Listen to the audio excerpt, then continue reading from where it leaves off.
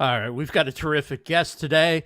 Did you know you can put together a full-fledged podcast website in just a few clicks? You can literally do it just from your RSS feed.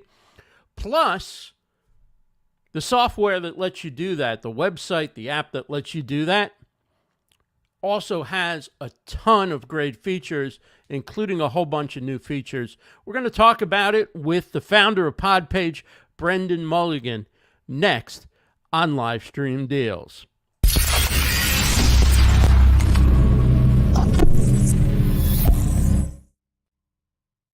Hey gang, Ross Brand here for Livestream Universe. Welcome to Livestream Deals, episode number 107. We're now into our 7th year of Livestream Deals, where we feature great products for live streamers, podcasters, and content creators. And today we're focusing on podcast websites.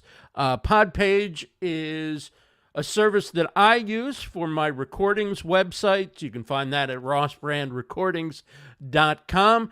And I love it. It makes it very easy to manage your website for your podcast. It's almost all automated, and it looks beautiful, and it's got all the features pretty much that you would find with a WordPress or some of the other services that are popular. And it's just so much easier. It's an all-in-one solution. And I want to bring on the founder. He's been on to talk about it before, but we've moved a long way forward in seeing Podpage from when it was starting out. He was so humble about it, and he's really put together a fantastic product. Welcome back, Brenden Mulligan. It's great to have you back on Livestream Deals. Thank you so much. I really appreciate you having me. Yeah, well, before we get into Podpage, this isn't your first or only build. Can you tell us a little bit about your background as an entrepreneur, startup founder, somebody in the tech field, prior to and after founding Podpage? Yeah, of course. So I started actually outside of the tech world after college. In college and out of college, I worked mostly with musicians. And so I was on the business side of the music industry. And so all day, every day, I was working with creators to help them develop their careers, develop their businesses as creators. And that's where I got the bug of wanting just to work and help creators for my career. And so after some time in the music industry, I left sort of the record label and traditional music industry side to start tools, mostly online web tools for musicians to, the way that I've always looked at it is that people who are creative and are putting things out into the world should spend all of their time actually using their creativity and putting things out into the world, and not the minutia that goes with the marketing and the maintenance of it. And so when I was working with musicians, especially when MySpace and Facebook and all these sites were kind of proliferating across the internet, there was a lot of management of data. And so I started a data management company for musicians, so they didn't have to spend all their time copying and pasting information on all these different new websites and emailing them to local newspapers. They could just book a bunch of tour dates and go play shows. And so I also helped them with a website product. And after that, I moved into sort of when the app development world started exploding. Same thing, building an app was really challenging, but then launching it, maintaining it, keeping tabs on how well it was doing, all of that took a lot of time. And so I started building tools with the team to help app developers manage their apps. And so they could spend their time making their apps better, as opposed to sort of dealing with the app store and all the other crap that you had to do. Right. We sold that to Google and spent 3 years at Google doing similar things, working with creators from inside Google who are working with Google. And then after that, that's when Podpage started. I came out of Google, and I had a bunch of friends doing podcasts, and I started seeing some of the inefficiencies that went into podcasting. And again, my approach was, I think a podcaster should spend all of their time recording. If they choose to edit their own show, prepping for the next show, finding great guests, all of the stuff that goes into actually creating the content, I think is where a podcaster should spend their time. And so one area that I saw, and because I'd built website platforms before, one area that I saw that wasn't being addressed and could be easily solved, easily in quotes, because it's been a 4-year journey, but was websites. Like, in my opinion, podcasters shouldn't really spend more than 5 minutes a week thinking about their website. And so once they get it set up, it should just take care of itself. And so that's why I created Podpage. Well, before we get into the new features, let's kind of start at the basics for people who may be new to Podpage. Why have a podcast website? You have apps where people can find your podcast.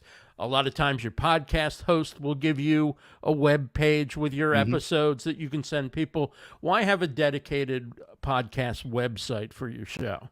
Well, so if you go back to 2019 when I started this, most host websites were overall Weak. and it was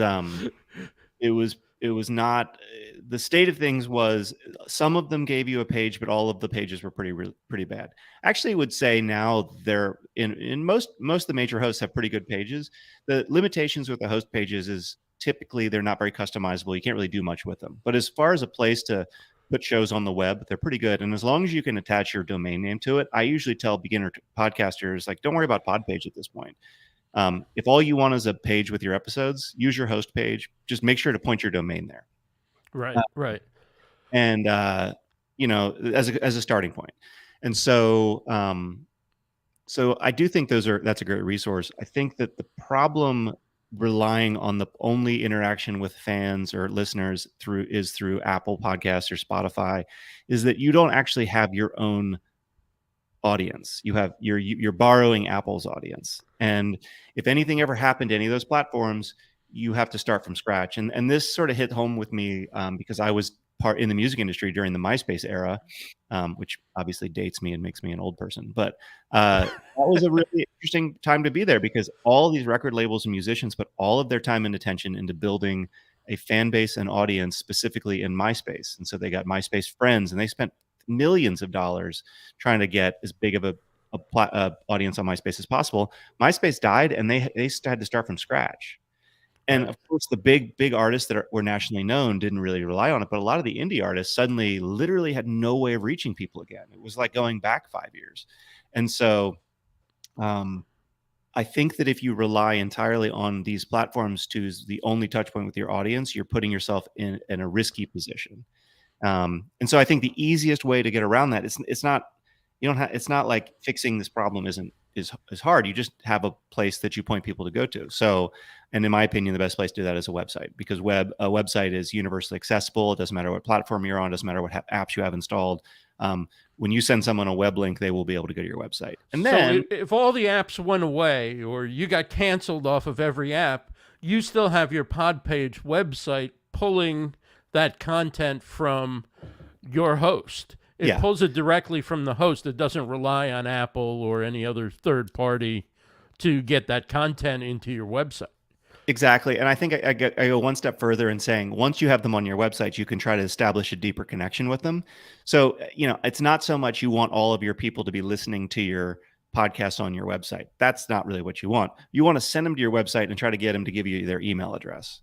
Or try to get them to connect with you on Patreon or whatever the platform that you want to like that you're, actually getting their real information so you can connect one-on-one with them.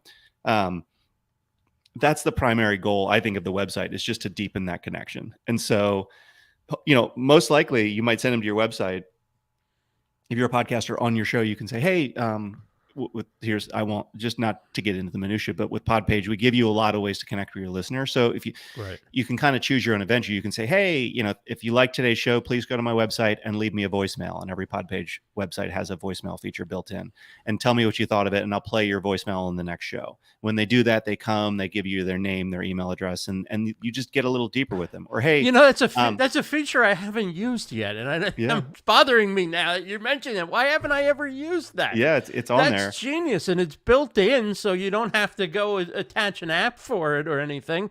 Yeah. So if you're enjoying this show or you have any questions, go over to rossbrandrecordings.com and leave us a message, and we'd love to hear from you, and we'll play it on another show. Excellent idea, Brenden. Sorry to interrupt. The light bulb went off. Some people don't feel comfortable leaving voicemails, or the podcaster doesn't want that. So we have a contact form, an easy way just to get in touch. You can You can go and we have a way for you to collect email addresses. So, thinking about some of the big podcasters, Tim Ferriss, I think one of the things that I had a chance to chat with him about what he attributes a lot of his success to as far as his podcast growth. And he feels like a big part of it is that he drives people almost primarily to his website to sign up for his weekly newsletter. Right. He's like, the weekly newsletter is where my audience is, they find me on Apple and stuff, but I capture them there and then I'm able to talk to them. And so he'll say, go to tim.blog and sign up for 5 Bullet Friday on every one of his podcasts. And so being able to easily capture email addresses and stuff, that's the kind of stuff that I wanted to build in and just make it part of a turnkey website service. And so I think once you do that, then you can deepen relationships, and you're not really relying on, did they get the notification from Apple that my new episode's out? Right.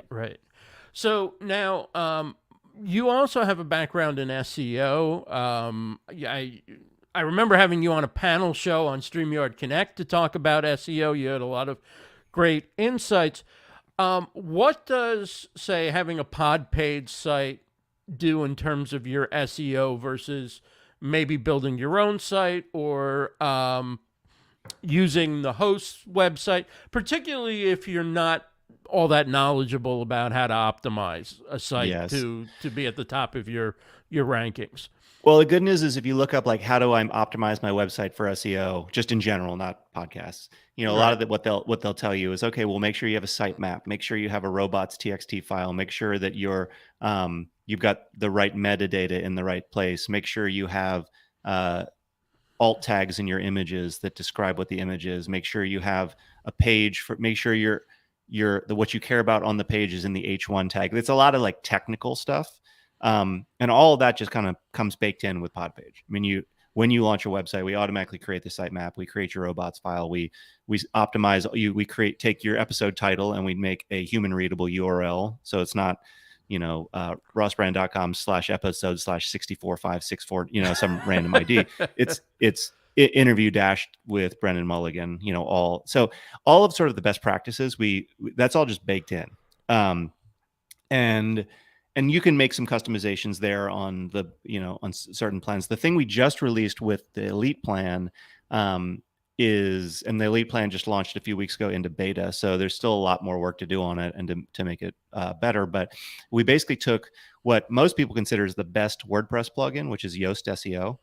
And we built that into Podpage. I built a lot of like what's great about that into Podpage. So now what you can do is you can say, okay, for this episode, you have to choose what your focus key phrase is, which is the same thing that Yoast does, where it says, what are the keywords that you want people to come to this page if they search Google? Like a lot of people say, like, I want these 50 keywords. It's like, no, you have to pick one. That this is the phrase that you want, right? And then what we'll do is we'll analyze your content and say, okay, on the page, an example, there's a podcast called All the Hacks, and they did an interview with Tony Hawk. And when he built the page on Podpage, he actually removed the Tony Hawk's name from the title, even though it was the title on Apple, because it was in an image on Podpage. He took it off just to save space. Right. When we did the SEO analysis, said, what do you want your focus key phrase to be? He said, I want it to be Tony Hawk. But the title of the episode on Podpage was like an interview with a skateboarding legend. And because of that, he wasn't ranking very well for the words Tony Hawk. Even though Tony Hawk was on the page, it wasn't in some of the critical points. And so because of that, he was able to change his episode, like the URL, to actually just like allthehacks.com, I think, /Tony Hawk interview or something like that. He changed the title. He changed the he was able to like, and we were, because of the analysis we did, we were able to say, all right, well, make sure it's in your intro paragraph. Make sure it's in your H1 tag. And so that's the kind of thing that we help with. I mean, there's only so much we can do without the user getting involved, but we're trying to help more with, hey, if this is what you want, here's how to get there. So that, but even is that available in all the paid plans? Because I noticed, I just upgraded to the Elite plan, and I noticed that there are additional SEO measures you can take to enhance your all of that, searchability. all of that analysis stuff, that's all part of the Elite plan. Okay. And the way that we looked at the plans, we were like, having been doing this for 3-4 years, we kind of, there's buckets of podcasters and how much they care about certain things. And so we try to like build the plans around them. And so there was a number of podcasters that would use Podpage and say, oh God, I just need more than this. And we, from the beginning, if you go back to the initial show that I was on with you, most likely I talked about the fact that we don't want to serve everyone, because if you try to serve the top podcasters who want ultimate customization and just minute, like just being able to edit any little thing on the site, we end up having to build this huge product that most podcasters don't need. Right. And so we really try to sit in the middle of being like, we're more than your host website, but we're not as powerful as like customized WordPress that you've hired a designer and a developer to build for you. And for most podcasters, that's what they need. The elite plans is sort of features that people were starting to say, like, I need more out of Podpage, but I'm not quite ready for WordPress. And so that's where that plan sits. And SEO analysis is one of the big ones. The other one I'm really excited about is the auto transcript, which is going to be huge because, right now I take it and I put it in another service, and then it's a lot of steps. It's a lot of steps. And if the same thing could just pretty much show up and be there in case somebody needs that accessibility, but I don't have to look at it and spend hours cleaning it up and everything, boy, that is a huge savings of time and still helpful to those who need the transcript or prefer to read because they're at work and they can't turn a podcast on, but they got a few quiet minutes and want to see what you had to say. So anyway, that's coming soon, right? That's coming next year. That's hopefully end of this year, early next year. I mean, I fully expect, to be totally honest, that all podcast hosts will do auto transcripts for podcasters, and we won't actually need to do this anymore, is my prediction for the next few years. Because ultimately, the most helpful place for a transcript to be is in your feed, and so everyone can import it. And right now on Podpage, if you have a transcript in your feed, we will just import it and put it on your website. Now, when we added that a year or two ago, the problem is that very few hosts do this or very few people sign up for it. And so for us, though, I always try to think of like what features are actually relevant for a website, and transcripts are a big one because Google can, or Google, whoever can. It's great for accessibility for people who can't hear. It's also great for SEO crawling and understanding what the context of the page is. And so being able to offer that and say, all right, well, if you don't have a transcript, we'll go ahead and transcribe it for you is going to be great. The challenge is I have yet to see a great transcript company or API where you don't still need to go in and make some edits. And so that's going to be the challenge. I mean, I don't think it's not going to be like, oh, it's perfect and it's going to know when Brenden talks and when Ross talks, and it's going to be able to label them as Brenden and Ross. So we've been evaluating some partners to work with on this, and we've gotten some that we think are pretty good. And we're just sort of waiting on, there's one that has some updates coming. I found two partners. One is that the text is really good. Very, very good. Very accurate. The splitting the text into speakers is horrible. That's what I found with them. Like I was testing with some podcasts. Like if you were to do an intro, you did an intro today, it would think that was 5 speakers, but all the words would be perfect. So that's good, but like ultimately you'd have a lot of cleanup. And then another one that I've looked at, the speaker splitting is almost perfect, but the text transcript is horrible. And so we're just sort of waiting on figuring out who's going to do this really well. And then these are people that we partner with, and essentially like we pay for the transcripts to be transcribed to them on behalf of the podcaster. And so anyway, it's coming. I just don't want to rush it and have it be a crappy version of the transcript. So, well, again, what one of the things that I love about adding a transcript when I do, and I'm not very consistent with it, and so this will probably be a huge help to me. But when I add it to Podpage, I then don't have to go designing the blog post in order to make sure that the transcript isn't intrusive. It can be found, but do I put it behind like an accordion tab or what? Like I just drop it in and the website creates the blog post without me having to do any sort of technical work to make that happen. And there's so many different things you have with that. I'll tell you another thing that I'm excited about from the Elite plan is the ability to pull ratings and reviews from Apple from all over the world, not just from your own country. So that most people don't even know that they've got extra reviews out there on their podcast, and that's another cool feature. Talk about how you were able to pull that off. So that's Apple has always had this way to get your reviews, and they do it on a country by country basis. And so for a single podcast to pull reviews from one country, you have to ask Apple for it once. If you want it for every country, you have to ask Apple about 200 times. And so this is the kind of thing that is hard to scale. It actually is more expensive and a bigger deal to do it if we want to do it for all countries. And so up to this point on Podpage, or for all the plans, you're always able to say what's the primary country. And honestly, for most people, that's fine, because most people go after one, at the beginning, go after just people in the United States or people in Great Britain or whatever country they're serving. And so it's generally been fine. But you do get reviews in a bunch of different countries, and you want to grab them. So now on the Elite plan, we will go and we will ask Apple 200 times for all of the, we'll be constantly checking across the world for reviews for you. And I think it's nice because you end up getting some really great reviews and discovering listeners in countries that you didn't know about.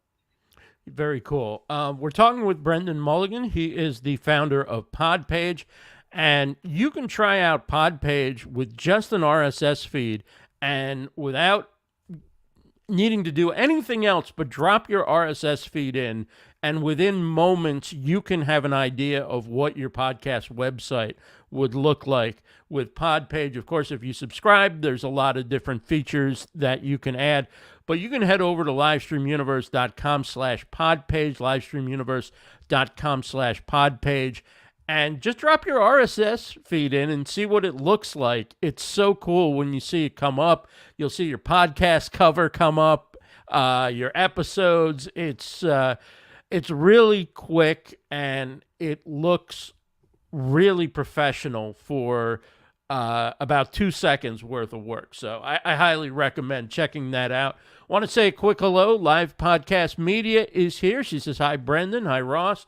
And our good friend Beauty Bubble. She's actually the one who connected the two of us years ago. That's and right. She says, podcasters take notes on what Brenden brings to your knowledge base. He has only shared fantastic techniques over the years, and that is so true.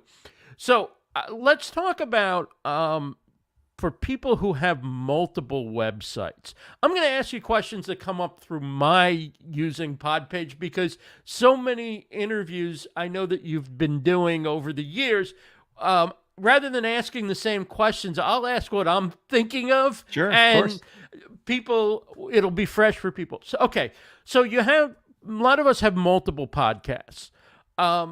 Do you recommend a separate website for each, or do you recommend a network site and then having like a page for each, but one central place to send people? If you have 3 or 4 or multiple websites, or you're, trying to put a network together or what have you. Yeah, so I have all the respect in the world for people with multiple podcasts, because I don't know how you do it. It seems hard enough just to have one podcast.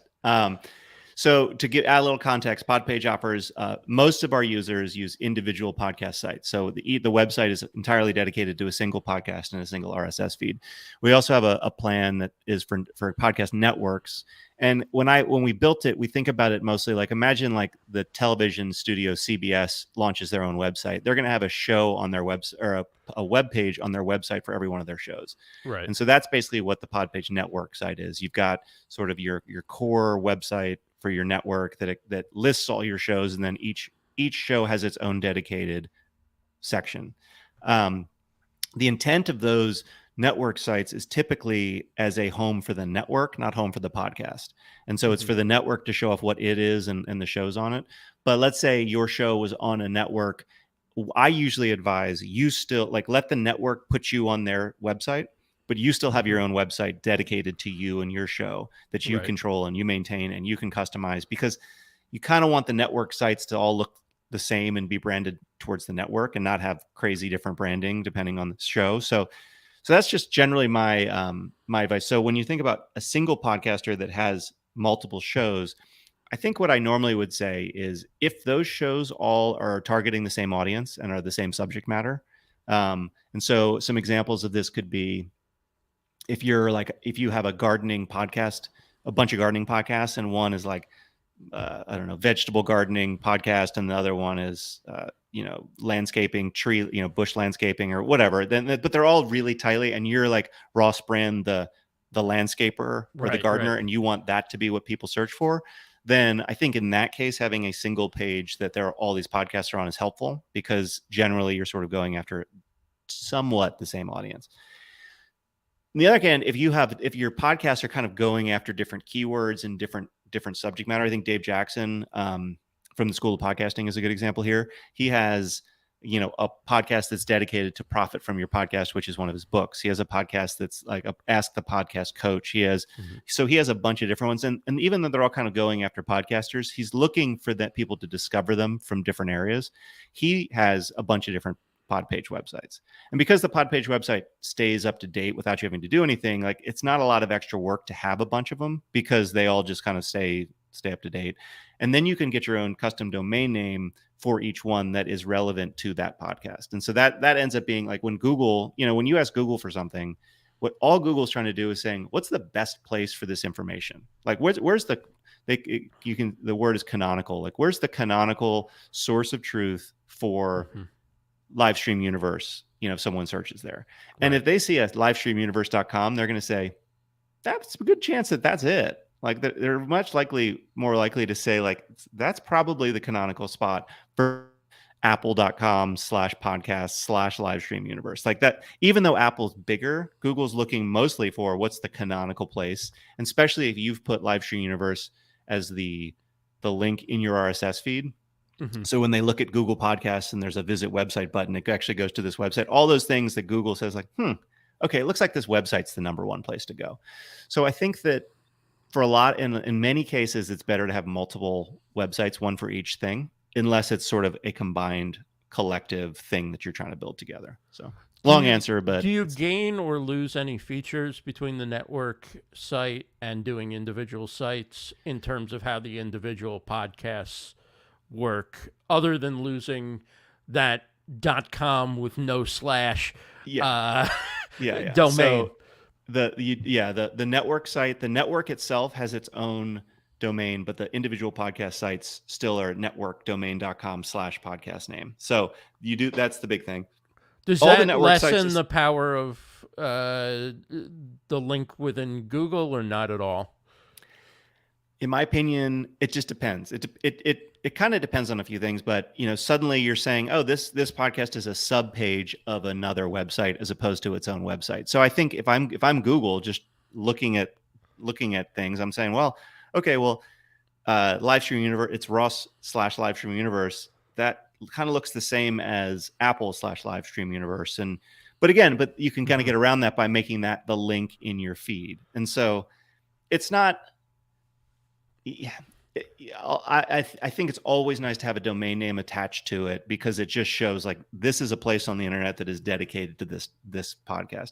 But I think the network site is the second best, as long as you're putting that link in your feed as the canonical place to get information.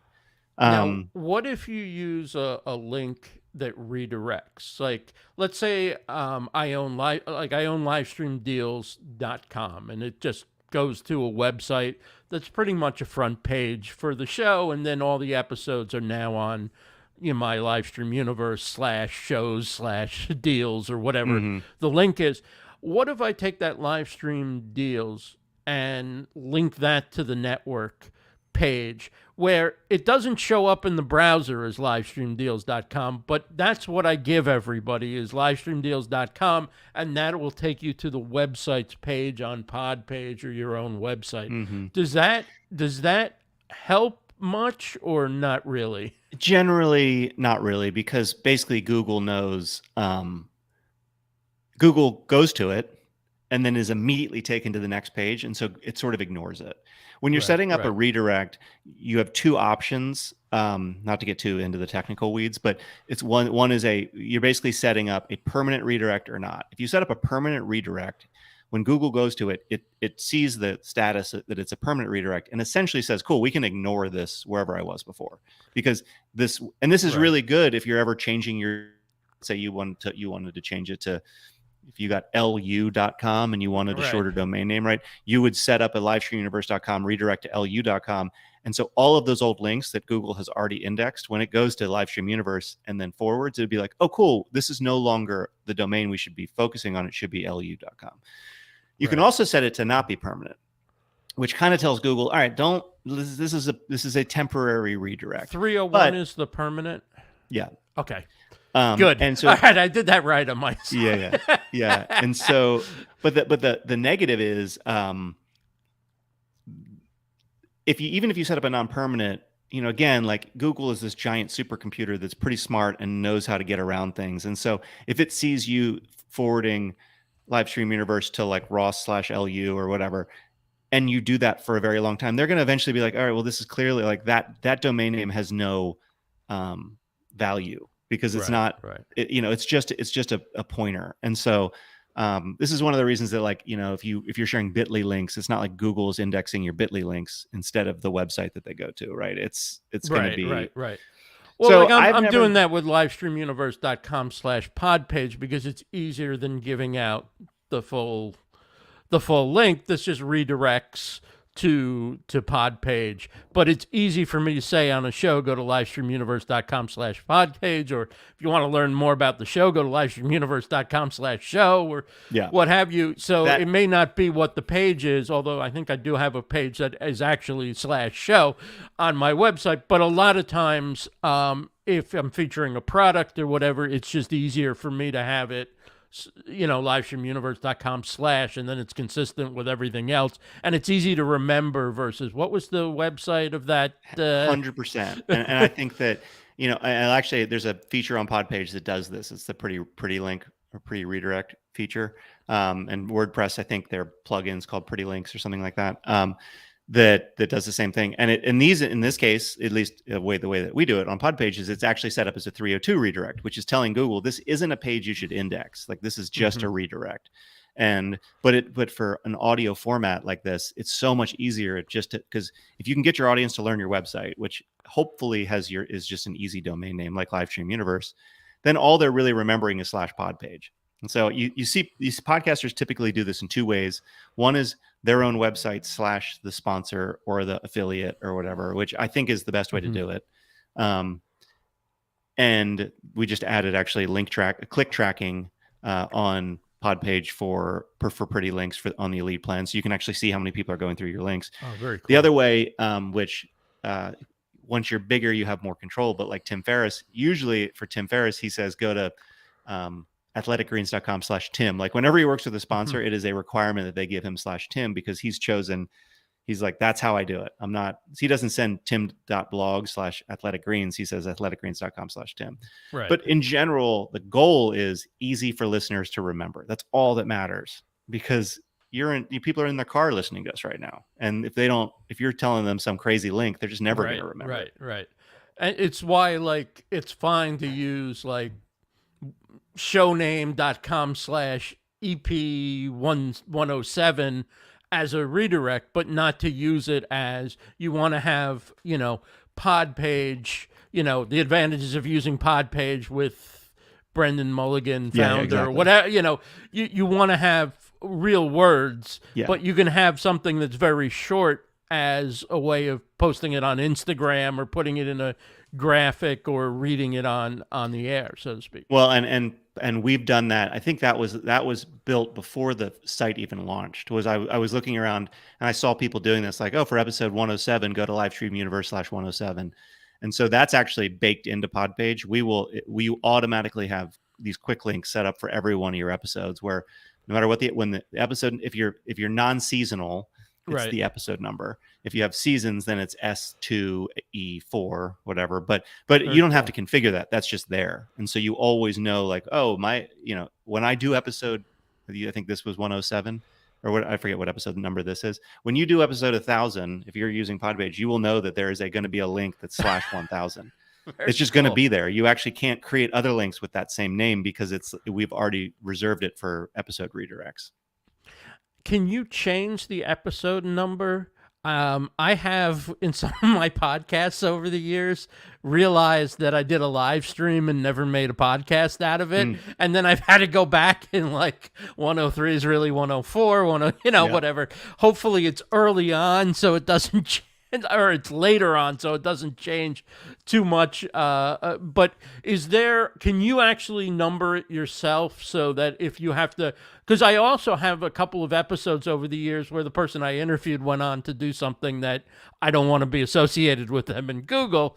So Yeah. we have episode 3 and then episode 5 and Hmm. so forth. But I want to keep the numbers consistent of where Yeah, I they mean, were in the order.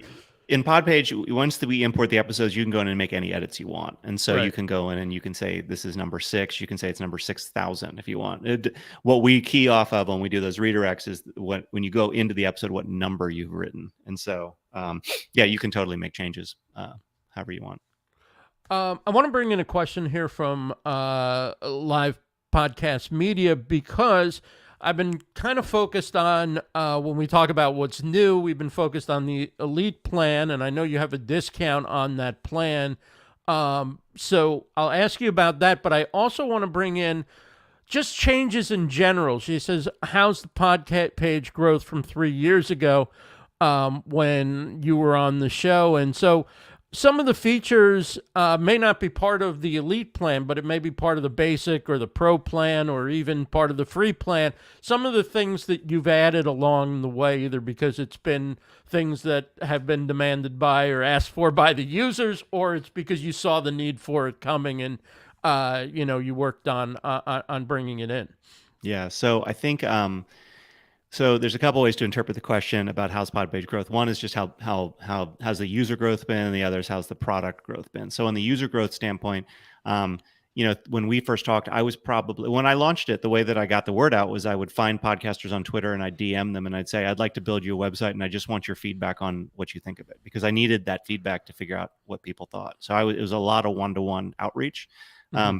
That's tapered off over the years because we're so lucky to have a bunch of users who love us that we typically most of our user acquisition comes in just through word of mouth. And so growth has been great. We've had up until about 2 months ago, and I'm happy to talk through this too, we offered a sort of a free plan that kind of was, the reason it was built originally was because podcast host websites were horrible, and it was sort of a little bit better than your podcast host website. And you could just sort of set up podpage.com/whatever your podcast name was, and you could just have that hosted for a long period of time. We recently took that off because what we found was almost no podcasters were using podpage.com/podcast name. They either set up a website and they didn't want to use it anymore, or they found a different solution, or they added their domain name. But since we launched, we have had about 30,000 websites created by podcasters. And it's just been awesome to be able to see so many people come in and use the product. So as far as growth has gone, it's been really, really good. I'd still, there's still plenty more people that I'd love to get involved. I can't tell you how many times when I'm in a conference or in a thing like this where I talk to someone who says, "Oh my God, I just spent $2,500 on a designer for my WordPress site. Like, why didn't I hear about you 2 weeks ago or 2 months ago?" And I still am working on ways to figure out how to get the word out and make sure people know about us. But growth has been great on a user standpoint. On a product standpoint, I think what you've seen is we started with, the basic stuff that you would need for a website. You can import episodes. You can you can write your own blog next to your episodes. You can import we've added importing videos from YouTube. So if you have a YouTube channel, we'll automatically import all your videos also, and you have a videos tab. You can create custom pages. So if you want to have a page about whatever you want, make it really easy to build web pages on your website for custom stuff. And then we've added things like the voicemail feature I told you about. That's, in the course of Podpage, that's relatively new. That's, a year and a half old as opposed to 3 or 4 years old. We've added a big one that we added, I forget when it was, last year, that surprisingly has been one of the best features, and copied by all of our competitors pretty quickly, was we added a way for you to create guest profiles on your website. And so the way that was built, the intention of that was you as the podcaster go in and you set up your guest profile. You you'd upload a picture of me, you do all that stuff, and then you'd attach it to the episode that I'm on. And so when someone went to the episode, they'd see a picture of me at the bottom. And in this case, when you clicked me, you would then go to a Brenden page that would show every episode I've been on. Now, very quickly, the feedback I got from users was, we don't want to have to fill that crap out. Can you just make a link where I can send it to the guest? And so that turned into a feature called the guest intake form. And so we went from this like one feature that was really just about uploading some information to a whole guest workflow, where now you have a page on your website that you can send to a guest, and they fill out all of their information in the guest intake form. They sign a release. You can upload your own release, or we partnered with a firm that focuses with podcasters to provide you a guest release form. And so all that's done automatically. They show up in your dashboard, and now you can say, Brendan's going to be on episode 107. When we import episode 107, we automatically attach the guest to it, and we then email the guest saying, hey, your episode's published. Here are the links to share. And so we're trying to work that workflow to make it really easy for you, the podcaster, to not have to deal with all that stuff. So that's probably been our top feature that we released in the last year or so. And so there's a multitude of other, we have a way for you to attach sponsors. We just added a way for you to list the deals that you're offering via your sponsors. So if you have discount codes and stuff, you can have a page for that. We've added a storefront for you to link to all of your merch on other places. So added a lot. I'll tell you what, I just love the fact that it's so easy to link the guests to the episode. On my own site, every so often, once every couple of years, I'll go, who have I had on a show? And I'll go back and I'll spend, 6 hours putting each person's photo up and creating something. But then to go back and link them to old shows and all that, I've never done that. And so basically this serves as a database for me of pretty much every guest that I've had on. I'm sure I missed a few along the way, but it's remarkable. I mean, it's been just so cool to be able to go to the guest name and see what episodes they were on, particularly for people who've been on maybe 10 or 15 times on shows and so forth. They get a real kick out of it when you send them the link. Well, and that it's sad for me to see the link or the page you just showed, because it needs an overhaul. So it's actually what we're working on right now is sort of an overhaul for some of the guest stuff, and being able to that page should look a little bit better. You should be able to feature certain guests. We're gonna make it so you can tag certain guests that you've had. A lot of people, on your website, your homepage of your website, we let you pick here are the episodes I think are the best, and I want to feature them on my homepage. But we've never done that. And you can do that with reviews. You can do that with other things, but you've never been able to do that with actual guests. And a lot of people want to highlight the guests. They want to say, hey, Tim Ferriss has been on my show or whatever. And so we're going to let you be able to feature guests, which will feature them on the guest page. And then we're also going to add more information on the guest page. So I think it'll be good. Yeah, I haven't asked all the guests for bios or added them all yet, but just having that listing there is cool, and having that picture and so forth. It takes some work if you've got a long history, but if you're starting out, I mean, I would say to anybody starting out, start with your first guest, add that photo, add the bio, link to the episode. You'll be so happy down the line that you have that record and that information, because you don't see that typically on podcast websites. Yes, people will add a little line or two about their guests. Maybe they'll add a screenshot from the show or something. But to have that and that functionality is one of the coolest parts of Podpage, I think. Well, and you're sort of I just took a note because you nudged me with a feature that we've been looking at adding, which is like you said, I don't have all the bios. Well, the cool thing about the guest intake form is you send it, you could have sent this to me ahead of time. I would have filled all that out for you. But there's a lot of cases where you don't know about that or you forget about it. So we're going to be building a way to actually send someone, you could send me a link to my bio on your site, and you could say, hey, can you update this for me? And it would give me, we're going to give you a secret link, which you can change. It means I don't have to have you as a guest on the show at the time. I don't have to send you I can just send you a secret link to your page and say, hey, I'd love to feature you on my website. Could you fill out the bio, add your Yeah. social links, Yeah. whatever you'd like to add, Or, photo. someone, or you're like, hey, hey, had we not done this, you could say, hey, you were on the show last year. I'm updating my website and I want to get all the bios on here. Can you go ahead and fill this out? And you're sending me a link guest that intake. can do. Yeah. So Okay. it's, I think it's sort of like it's intake, but it's after the guest has happened, right? So it's hopefully going to be helpful for people who want to fill that page out. So. Okay, so what do you say to the person who has a primary site for their business or their content creation and content distribution? They have their main website, like I have Livestream Universe, and then on that site they have some blog posts about their episodes. So a lot of their episodes are up there. They're not thrilled with having to work on it. They don't update it regularly, but they do have a long history of posting on their own website. And they go, you know what? If I move to Podpage, this is all done for me. All I got to do is put the show notes in, and from now on, the RSS feed brings everything in, and it's a few minutes worth of work to not have to hassle. Do you say to them, take down the posts on your own website so you aren't competing, or is it okay to leave both up with this, probably with the same title and the same notes? Yeah.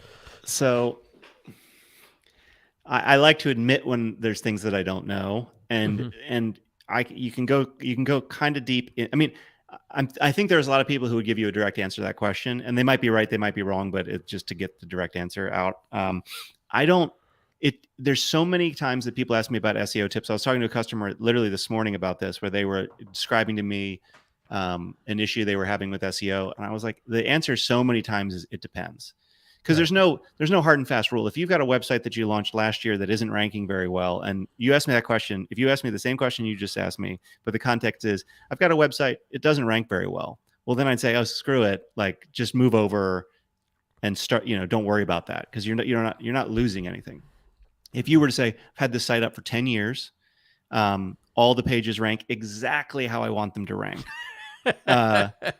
And should I move? I'd say, oh, I don't know. Like, it's tough. Now, what you can do is you can move stuff over to Podpage, and then you can do a 301 redirect, and that should, in theory, keep that link juice that you already have going, because Google's already aware, and you're just pointing to the kind of the same content. Now, what I also don't know is, what have you done in the code or metadata on that page that you wouldn't do on Podpage, right? We pull in your show notes, and you can do a lot of edits, but we only put your show notes from your feed. So maybe on that old page, you've added a lot more than your show notes, or your blog post has a lot more contact, and you're going after the words beekeeping, and it's written 50 times on your blog post, but only 20 times in your show notes. Like, there could be times where you would have less, link juice. And SEO, Google might say the new page isn't as good as the old page. It's just really hard for me to know, because I can't tell you how good the old page is. And so this comes up, I'd say in the vast majority of cases, people move to Podpage or launch a Podpage site and are happy with their SEO. Every once in a while, and this was the customer this morning, was saying, I think he said, I used to rank 30th for my keywords. Now I'm ranking 39th. And he's really upset after moving to Podpage, which I would be too. And he's like, what do I do to change it? And it's so hard, because I'm like, I don't know why the old page ranked 30th, because I don't know the old page doesn't exist anymore. And so it's hard. It's hard to like have a direct answer to it. I've even to the point where I've thought about hiring or contracting with an SEO specialist and company. So every one of these questions, I can be like, go talk to these people. They'll be able to like dig deep, because it's really hard at scale for me or anyone on our team to dig deep into like all the stuff you used to do. So the answer to that question is, it really depends. I just don't know. A common question that's similar to that is, I have rossbrand.com, and I have rossbrand.com/podcast, and that's where I put my podcast information. But it's a pain in the butt, because I've got to update the posts. I forget to update posts. I I want Podpage, but I don't want to, I still need my Ross brand site because I'm a consultant or do whatever. Right. And so in that case, again, it's not a straightforward answer because they're like, I want my podcast to help grow rossbrand.com. Mm-hmm. There's no way to embed Podpage inside another website. And so that the best that we can do at this point is you do podcast.rossbrand.com and then you have rossbrand.com. And you're sort of splitting your SEO because Google does think podcast.rossbrand is a different site than rossbrand.com. It ends up, and a lot of times I say, hey, if you're generally happy and you got your SEO is what you want, don't change anything. Don't use Podpage because I don't want to be responsible for anything changing. But what a lot of times it'll be like, I've got rossbrand.com. I've got a podcast called, Livestream Universe or whatever. It's not necessarily the same. Mm-hmm. And they're like, the podcast isn't ranking well. I want the podcast to rank better, but I want my site to still come up. And it's kind of like you kind of have to choose what you really want. Like you move over to a dedicated domain for the podcast, you're going to have stronger traffic there, but you're going to lose the connection to your website a little bit. But that's why I actually, and you got to be one of the most honest founders in that, you told me, we went over sort of where I was with my website when you were starting out, and you're like, I want you to be one of the people to try it. And I of course tried, some putting my RSS feed and stuff, but I didn't go ahead and build a, subscription website until probably a year or two after I had you on the show, when I actually had a new podcast, which wasn't exactly a new podcast. So I might be an incredible case study. If you ever needed somebody to come in and study, I've got separate websites for podcasts. I've got my blog posts on my main Livestream Universe site. And then my site on Podpage is essentially what some people would call a network feed. So I have Livestream Deals, I have Branden Broadcasting, I have Stream Leader, I have all these different shows over the years, and they all come together on my Podpage site. That's the one place, so that those episodes have at least a different URL. Like instead of livestreamdeals.com/whatever or livestreamuniverse.com/, it'll be Ross Brand Recordings. But the title and all the other data will probably be very close. Yeah. It makes sense. We can take a look at it. It's really tricky. I'm not going to pretend like I have the exact answer for it. I mean, everyone does things so differently. WordPress is such a flexible platform that people have built very complex solutions to these different problems. And again, I always try to say, like, I'm not trying to solve every problem. I want to make it really easy for podcasters to launch a site. And once you get a little more complicated, I used to say we celebrate when I get an email that says, hey, I'm going to move to WordPress, I just need more. I'm like, congratulations. That's a good thing. That means you have the budget to do it. That means you have the needs. That's a really good thing. Well, I couldn't be happier that I did a Podpage website. I love the fact that I've got one feed for everything. And I know that every time I have a new episode, I add it to the feed that goes to my Podpage site, and everything's there. All my guests I can tag. There's so many integrations that you have. The reviews get pulled in. It's a wonderful, wonderful site. And if you're starting out, I mean, if I was starting out, I would have just built on Podpage from the beginning. You can put your sales pages on there. You can put your products on there. And you mentioned, I know we talked a lot about podcasters, but also every video that I post on YouTube gets pulled into the site in its own video feed. So every one of my videos is a blog post as well. In essence, it's in the video post feed. If you're a YouTuber and you don't have an RSS feed, or maybe you have a podcast on Spotify or whatever, and so you're not distributing through RSS, can you still use Podpage? I would say that it's not a great user experience right now. Okay. We're very RSS focused because that's just the core. We have I would say that it's not out of the question at some point for us to serve that market a little bit better. But I really want to make sure that it's really strong for podcasters before we were ever to go over and say, all right, well, because you're basically asking, could we work with vloggers as opposed to podcasters? Like, because you could say it could be podcasters with a private feed on Spotify, but what it really is if you just have a YouTube feed, can you use Podpage? And in theory, yes, because we have all the features, and you can basically just, if you don't have episodes, they're just hidden.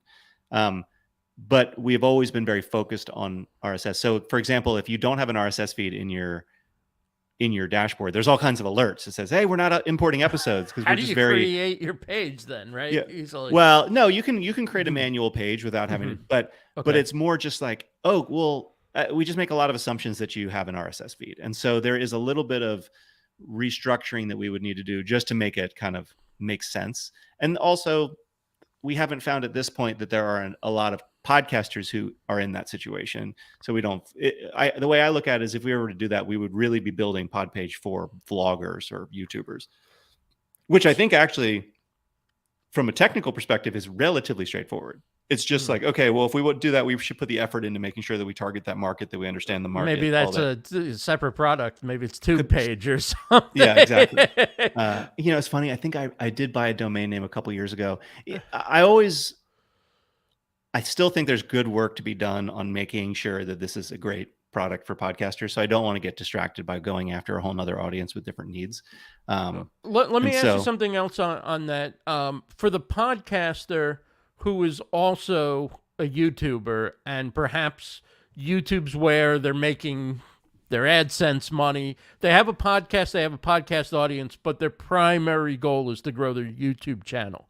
Can they make their homepage their video feed, or just like you could have your episodes on your homepage? Is there an easy way to do that for a YouTuber? It's a little bit of a hidden feature right now. It's not really hidden; it's there, but people don't think to use it. So you can go, and when you're designing your homepage, the part that lists your recent episodes, which is your homepage feed. We recently, over about a year ago, renamed it from recent episodes to homepage feed. And when you go in there, you can say, what do you want in your feed? By default, it's your episodes. But you can also say, I also want my videos in there, and I also want blog posts. And so you can have it be a combination of all of your content, or you can most people just keep it as their episodes. So this is where I'm saying, like, you can kind of do it. It's a little janky, but you can go in and say, all right, I don't want podcast episodes in my homepage feed. I only want it to be videos. And then it kind of works. But we don't have a lot of customers that do that because it's not straightforward. Yeah. Well, before we wrap up, tell everybody about the Elite plan and the discount that you have, and kind of what's going on with that and your roadmap and everything. Totally. So if it has not been clear, we love adding tons of useful features to the platform, and we're doing it constantly. It's very hard to ever be like, okay, we're done with that. And so what we found was, when I was designing the Elite plan, I started realizing there's a lot I want to add to it. And eventually, just like with Pro, right? When we launched Podpage Pro, it really did probably 25% of what it does now. We haven't increased the price on it since 2021. And so when we did the Elite, I was like, there's a lot I want to add, but I don't want to wait to be finished with everything until we start offering it to people, because everyone was really excited once they started seeing me tease out what we were building.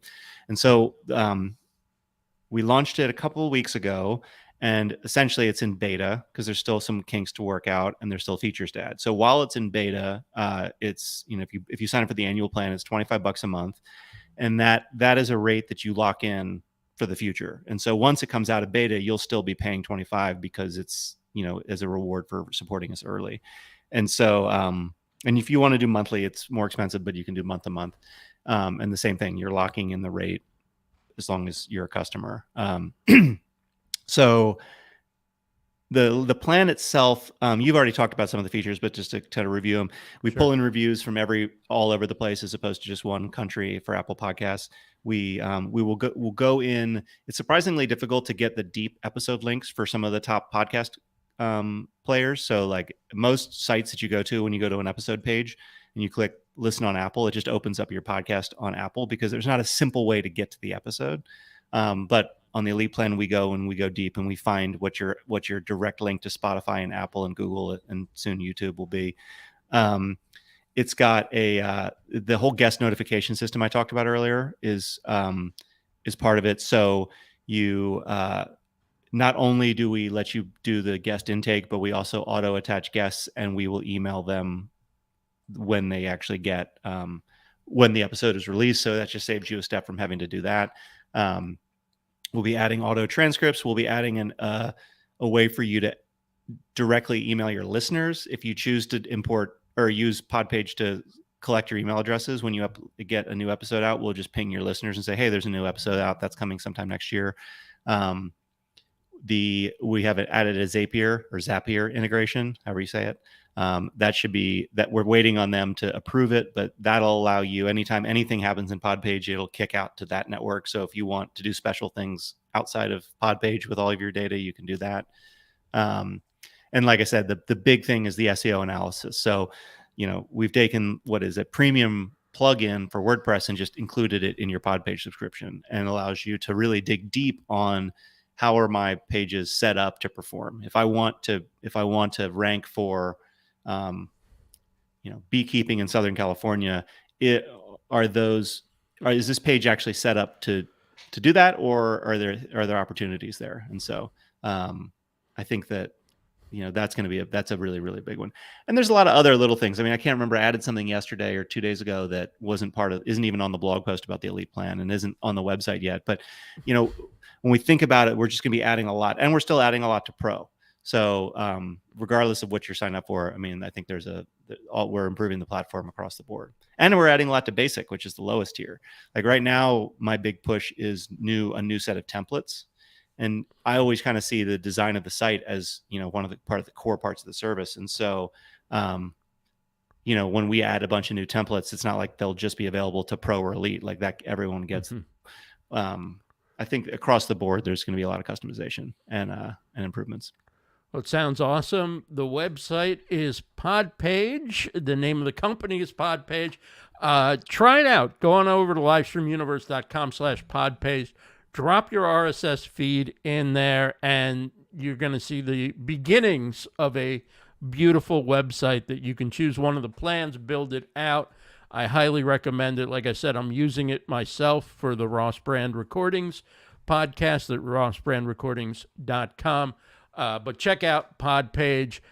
Thank you so much, Brenden. It's always awesome having you on. Brenden Mulligan is the founder of Podpage and just a terrific guest. Are you podcasting or live streaming or YouTubing yourself, or no? Too busy building great products for us.